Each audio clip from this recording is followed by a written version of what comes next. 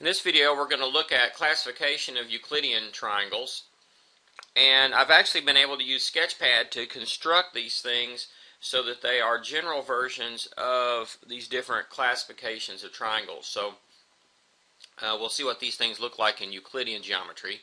A scalene triangle is a triangle which all three sides are different lengths, and I have designed this so that it is a scalene triangle.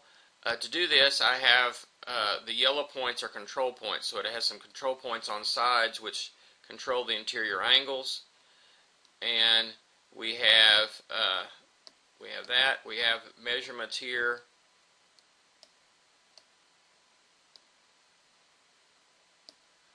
that we can see, and again it's the yellow points that control things. And these were not actually really easy to make, but I was able to come up with examples here. And if you look, it doesn't quite degenerate all the way down to 0 here for the angle.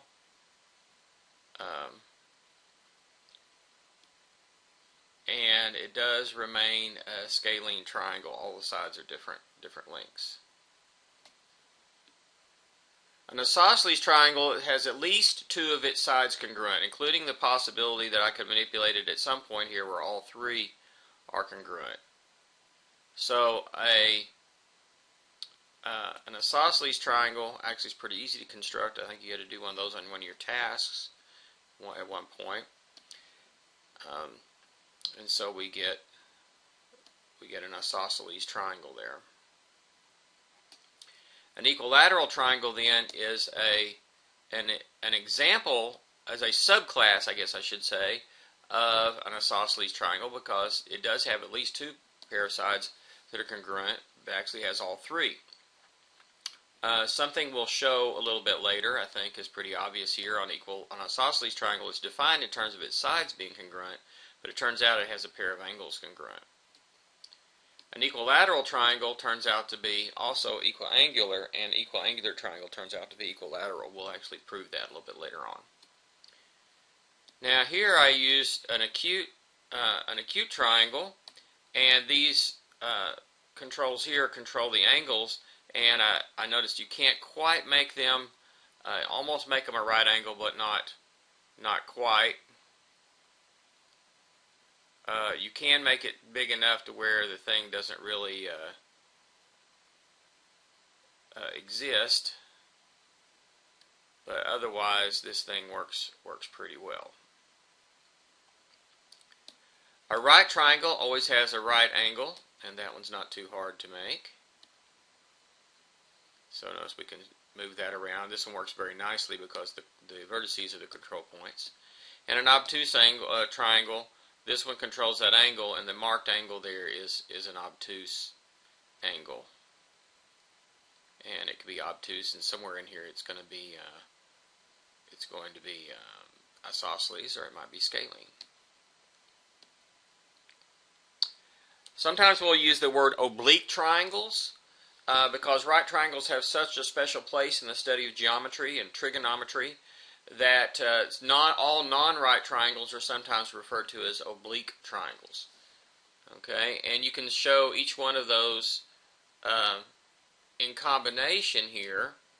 For example, a general scalene, here's a isosceles, equilateral, but here's obtuse, right, and acute, and here's one that's acute and scalene. Here's one that's acute and isosceles. This one stays right in isosceles, or right in scalene. This is right in isosceles, obtuse and scalene, and obtuse and isosceles. And so I have versions of each one of those. And then finally I have a table that sort of summarizes all of this and shows that scalene, all the sides are different lengths, so it could be acute, right, or obtuse. It could be isosceles, two sides or more could be congruent, and actually there are 4 examples here that includes this one over here. So they could be acute and either equilateral or maybe not equilateral there. And these are right, this is right and obtuse. So the obtuse still has one obtuse angle. So one thing we know about Euclidean triangles, well, you probably already know this, the angles sum to pi radians.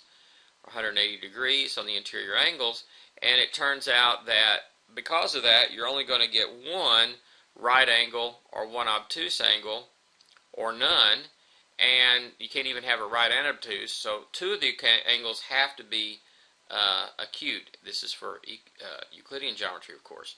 And so here you can see these figures are, can be manipulated and so forth. These are grayed out because equilateral is automatically equiangular, which makes the angles pi over 3, excuse me. And so there it's not right or obtuse.